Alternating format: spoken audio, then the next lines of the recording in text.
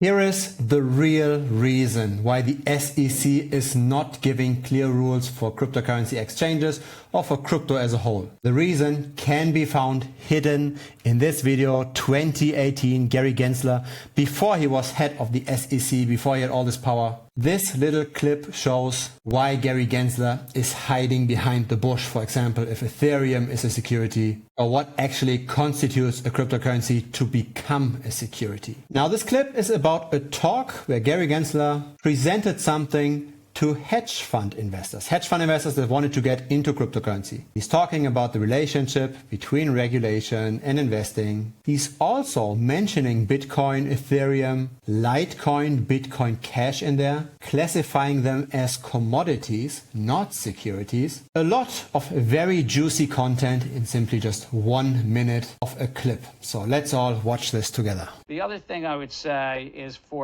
this is the old public policy guy. They're gateways to affect public policy. Whether you're a taxing authority and you want to know who has a gain or loss, or you're a securities regulator and you want to protect against market abuses, they're a real gateway. And so when I go around the globe, I say to regulators, get the crypto exchanges. You'll do this whole debate about initial coin offerings and what's a security and what's not a security. Over 70% of the crypto market is Bitcoin, Ether, Litecoin, Bitcoin Cash. Why did I name those four? They're not securities. 3/4 of this market is probably not securities. And if you want to affect public policy, it's here. And if you want to invest, I would say you should be knocking on the SEC's door and Congress's door and say, please bring some semblance of sanity to the crypto exchanges. So he's telling the hedge funds, if you want to invest in this, knock at the door of the SEC and ask them to bring some sanity into the space, into the crypto exchanges. What does this mean? Gary Gensler is not regulating the exchanges properly. There is no sanity. There are no clear rules. And because there are no clear rules, institutional investors, hedge funds, cannot invest. So that's the master plan. That's the hidden agenda.